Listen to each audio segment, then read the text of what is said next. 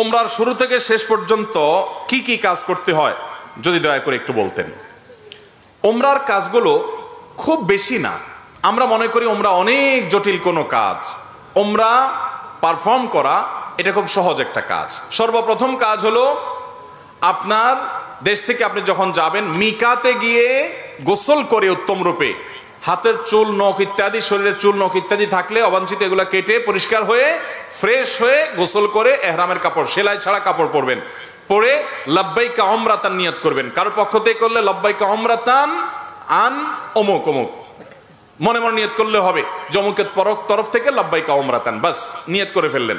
এরপরে আপনি রওনা দিবেন।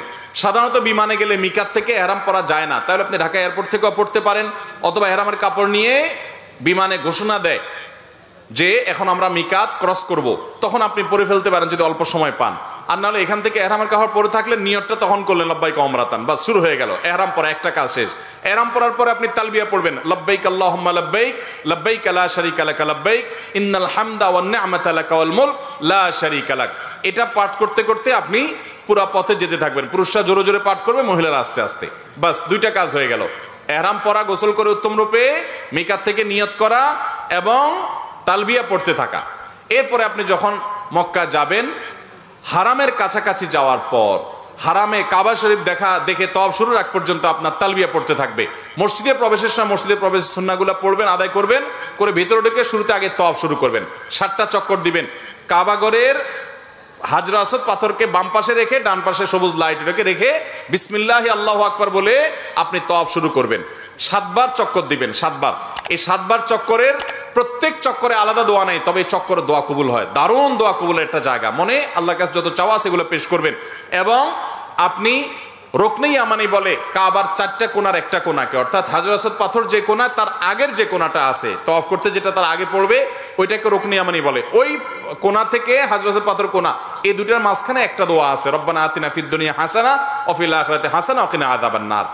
আর যেহেতু এটা আপনার তওয়াফে জিয়ারা বলে, এটা প্রথম তওয়াফ, অতএব ওমরার তওয়াফ, এই জন্য আপনি এহরামের কাপড় পুরুষরা ডান পাশের বগলের নিচ দিয়ে বাম পাশে কাঁধের উপরে ফেলবেন।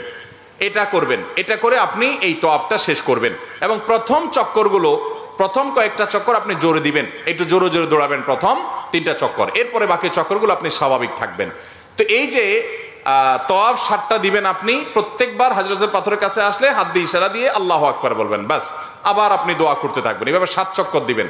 তওয়াফ করা শেষ, আপনি মাকাম ইব্রাহিমকে সামনে রেখে অথবা হারামের যে কোনো জায়গা দাঁড়িয়ে 2 রাকাত সালাত পড়বেন। প্রথম রাকাতে সূরা কাফিরুন, দ্বিতীয় রাকাতে সূরা কুল হুয়াল্লাহ।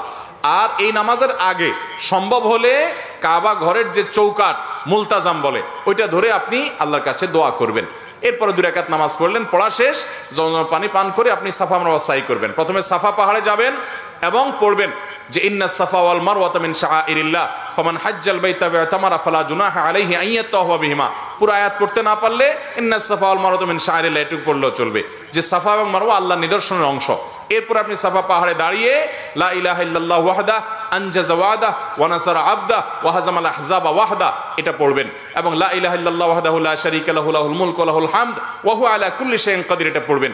এরপর আপনি কিবলার দিকে ফিরে 2 হাত তুলে, ওই যে কাবা শরীফের দিকে ফিরে 2 হাত তুলে মন খুলে দোয়া করবেন। দোয়া কবুলের জায়গায় সাফা পাহাড়। সাফা পাহাড় থেকে নবী সাল্লাল্লাহু আলাইহি ওয়াসাল্লাম সর্বপ্রথম ইসলাম প্রকাশ্যে প্রচার শুরু করেছেন, সেই স্মৃতি বিজড়িত জায়গা। আপনি দোয়া করবেন। এটা ইব্রাহিম আলাইহিস সালাম এবং ইসমাঈল আলাইহিস সালাম এবং মা হাজারার স্মৃতি বিজড়িত জায়গা। যাই হোক, সাফা পাহাড়ে দোয়া করার পর এরপরে আবদাউ বিমা বাদা আল্লাহ বি, আল্লাহ সাফার নাম আগে শুরু করছেন, তা আমি এখান থেকে সাই করা শুরু করছি। হেঁটে যাবেন হলো কোথায়? মারওয়ায়। মারওয়া যাইতে মাঝখানে 2টা সবুজ লাইটের জায়গা পড়বে, ওখানে পুরুষে একটু জোরে হাঁটবেন, বাস এইটুকু। এবং এই সাইর সময় আপনি জিকির আজকার তাসবিহ তেলাওয়াত করতে পারেন। তওয়াফের সময় ওযু থাকতে হবে, সাইর সময় ওযু না থাকলেও হয়ে যাবে, কিন্তু ওযু থাকলে ভালো। এবং তওয়াফ সাইয়ের মধ্যে ওযু ছুটে যায়, ওযু করে এসে আবার যেখান থেকে ছুটছে ওখান থেকে আবার কন্টিনিউ করতে পারবেন। মারওয়া পাহাড়ে চলে গেলেন, সেখানে গিয়ে আবার ওই যে কাবার দিকে ফিরে সাফা পাহাড়ে যা যা করেছেন ঠিক একইভাবে সবগুলো করবেন এবং দোয়া করবেন। ওখান থেকে আবার আপনি সবগুলো দোয়া পড়বেন। ওখান থেকে আবার আপনি সাফা পাহাড়ে আসবেন। তাহলে সাফা থেকে মারওয়া গেলেন একটা চক্কর, মারওয়া থেকে আবার আসলেন আরেকটা, আবার গেলেন আরেকটা, এভাবে মোট 7টা চক্কর দিতে হবে। সাফায় শুরু হবে, মারওয়া গিয়ে শেষ হবে।